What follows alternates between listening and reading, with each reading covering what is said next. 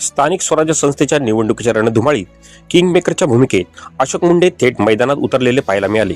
कौटुंबिक लग्न उत्सव आणि लोकशाहीचा पवित्र निवडणूक उत्सव हे दोन्ही योग एकाच वेळी त्यांना अनुभवता आले.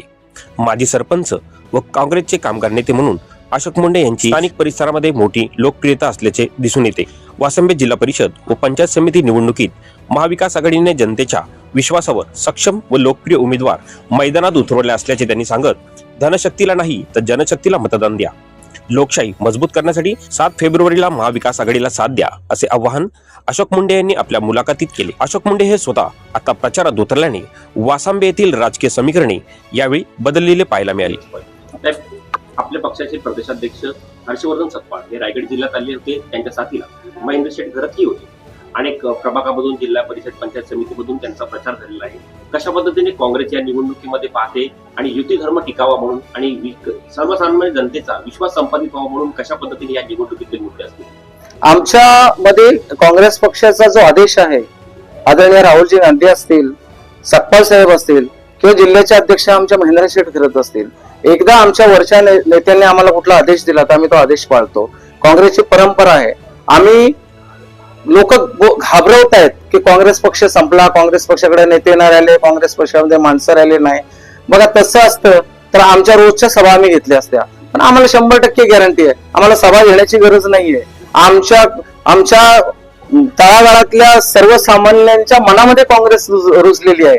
आज लोक घाबरलेले आहेत, कारण ईडीची ह्या गोष्टी असतात, अनेक गोष्टी त्याच्यावरती दबाव टाकण्याचा प्रयत्न करत असतात. त्यामुळे सर्वसामान्य माणूस घाबरलेला आहे. समोर कोण विरोध करत नाहीये, पण त्यांच्या मनामध्ये अत्यंत म्हणजे काळजामध्ये सुद्धा काँग्रेस रुतलेला आहे. तुम्हाला मजेशीर एक गोष्ट मी सांगतो.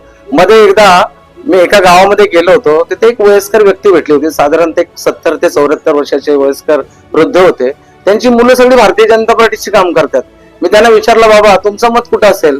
बाबा, तुला मनातून सांगतो, भले आमची पोरं कुठल्याही पक्षामध्ये असू दे, पण आजही आमच्या मनामध्ये ते काँग्रेस आहे. कारण आम्ही शाहू फुले आंबेडकरांच्या विचाराने चालणारे काँग्रेस आहे. आम्ही बाबासाहेबांच्या विचाराने चालणारी काँग्रेस आहे. संविधानाच्या चौकटीमध्ये बसून आम्ही चालणारी आमची काँग्रेस आहे.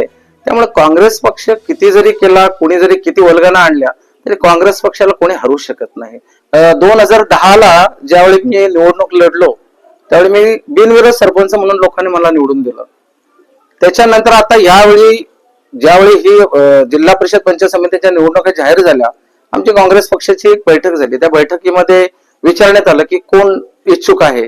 मला सुद्धा लोकांनी सांगितलं होतं की दादा तुम्ही एखादी निवडणूक लढवावी अशी आमची इच्छा आहे. मी म्हटलं नाही, आता मी एकदा सरपंच झालोय, आता नवीन नेतृत्वाला आपण संधी दिली पाहिजे, युवकांना आपण संधी दिली पाहिजे. मग त्यावेळी आपण अनेक लोकांना विचारल्यानंतर सगळ्यांनी सांगितलं बाबा निखिल इच्छुक आहे. मी म्हटलं ठीक आहे, निखिल जर इच्छुक असेल तर आपण 100% त्याला सगळ्यांनी सपोर्ट करून, सहकार्य करून, त्याच्या मागे पूर्ण काँग्रेसची ताकद लावून आपण त्याला निवडून आणण्याचा आपण 100% प्रयत्न करू. आणि मला खात्री आहे तो 100% निवडून येईल. मध्ये गेली अनेक वर्ष कामगार क्षेत्रामध्ये काम करत असताना, सामाजिक क्षेत्रामध्ये काम करत असताना अनेक गोष्टी मी जवळून बघितलेल्या आहेत. तळागाळापर्यंत पोहोचलेलो आहे, सर्वसामान्यापर्यंत मी पोहोचलेलो आहे. अनेक लोकांना मदतीचा हात मी दिलेला आहे. हे करत असताना गरिबीतून आपण दिवस काढल्यामुळे आपल्याला गरिबीची जाणीव आहे.